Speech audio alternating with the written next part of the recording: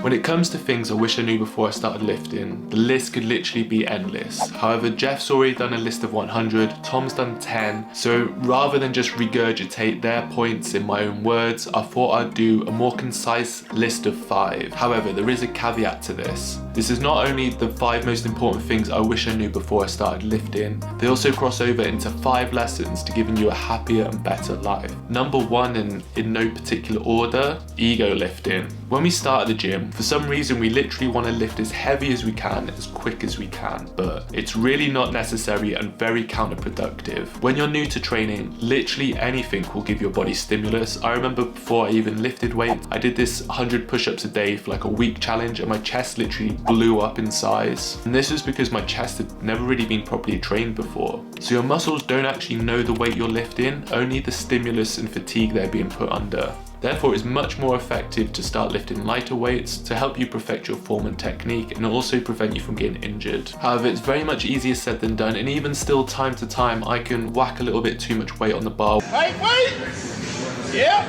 Dropping your ego is probably one of life's biggest lessons. Has there ever been a point in your life, something you really wanted to do but you felt a little bit too embarrassed, maybe you felt too old, maybe you just felt it wasn't the right time or place? That is your ego. To use the gym is the perfect time to practice dropping your ego. Stick to the program, because at the end of the day, no one really cares what weight you're lifting, only the weight they're lifting. Number 2, overcomplicated programs and exercises. Like most things in life, learning a new skill, and believe it or not, gym is actually a skill, takes time. You not only have to learn new movements, mind-muscle connection, but also how your body works, which is why as a beginner it's good practice to keep your program as simple as possible and focus on the basics and fundamentals. However, I hear people in the gym, and I did this myself, performing 1 3/4 cluster deficit sumo butt stands. I made that exercise up, but you get the general idea. Training and diet is actually very simple, so much so I reckon I could explain the fundamentals in less than 30 seconds. Training. To build muscle, you need to incorporate progressive overload through resistance training, either using weights, volume, or time at attention for a consistent period of time. Diet. To gain muscle, you need to be in a calorie surplus, which means you eat more food than you burn off. To lose fat, you need to be in a calorie deficit, which means you consume less food than you burn. It really is that simple. Companies really like to make it confusing and overcomplicated so we don't learn and understand and keep buying their products. Put it this way, if Slim Fast worked, they'd be out of business. To keep your training as well as everything else in your life simple, so if something doesn't seem to be working, you can take a step back and have a look and make the changes necessary. A lot of the time, it's probably not the programming or exercise that's not being effective, it's possibly you. Number 3, supplements. I think you can tell how long someone has been training by how many supplements they have. I remember when I started training, I had all the gear and no idea, and should probably be careful using the word gear on a fitness channel. When we start training, we want to get the most from our workouts, so it's easy to stock up on all these essential items you see people peddling: ashwagandha, pre-workout, testosterone. However, unfortunately, most of these products are just overpriced and underdosed. The only really scientifically backed supplement is creatine, which I highly suggest you take, and I do take myself, and it's probably the cheapest supplement you can get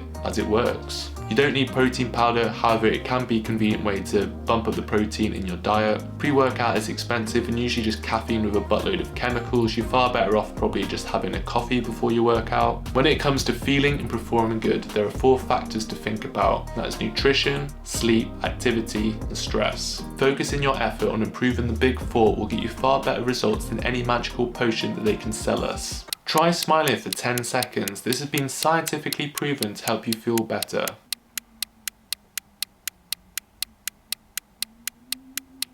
Yeah, it literally works. Number 4, recovery. You're not overtraining, you are under-recovering. It's something I wish I heard when I started training. Your muscles don't grow in the gym, rather outside the gym. So what you do outside of the gym is paramount to how your body recovers and your muscles grow. When I was new to training, I did not take care of the big 4 at all. I used to stay up late every night watching Netflix, eating cereal, and then when I wake up, I'd pound a load of coffee and go to the gym, but that would get me tired and stressed out, and I'd just be perpetually in a vicious cycle of underslept and over-caffeinated. I just think at the time that was just because I trained a lot and, you know, I was really beating my body up. But in reality, I wasn't training that hard. I was just really under recovered. We all have a general idea of what is good and bad for us. However, it's not the knowing that holds us back, it's usually the implementation. I recently heard James Smith talk about our relationship between pleasure and happiness, and I think this is a good antidote to help you work on your recovery, and something I've used as well. Pleasure derives from outside of us, usually through instant gratification, e.g. staring at plate, watching Netflix, or going out drinking. This instant gratification is usually replaced the next day with a feeling of unhappiness, whether it's feeling tired, hungover, or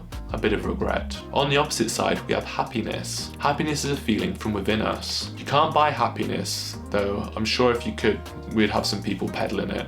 Happiness is the feeling you get after a workout, after achieving a goal, after doing something you set out you were going to do. Pleasure is bought, happiness is earned. I think focusing on things that bring us happiness is not only a great way to live your life, but is also a good indicator of what is going to be good for your body's recovery and performance. Number 5, stretching and mobility. Like most things in life that are good for you, stretching is boring, and there's probably a million more things in life that I prefer to do. Also, doesn't help matters that the results are so slow, you're unlikely to see any dramatic changes within weeks, months, even years. So really selling it. But how about if I told you stretching improves recovery, increases range of motion, and can also prevent injury? Still no? How about as we get older, our joints become stiffer and less flexible because the amount of lubricating fluid inside our joint decreases. Ligaments also tend to shorten and lose flexibility. So not only will daily stretching improve your lifting experience, it will essentially improve your overall life and longevity. Think of stretching like brushing your teeth. Like, I don't really enjoy brushing my teeth, but I do enjoy having teeth, so I brush them. Think of stretching as brushing your teeth, but for your body. It doesn't really work, but you get the point. Something that has really helped me stay consistent with stretching is the app called GoWOD. I'm not sponsored, I wish I was. I've made a full video on the app, I'll link it here if you're interested. I've been using it for over a year now, and the main thing it helps me do is stay consistent. However, if you have trouble implementing habits, I highly suggest you try habit stacking, which is a lesson I learned from James Clear's book, Atomic Habits. Habit stacking is basically when you take an old habit, for example, say you have a coffee in the morning, and you stack a new habit in front of that old habit stacking. So before I have my morning cup of coffee, I do 5 minutes of mobility or stretching.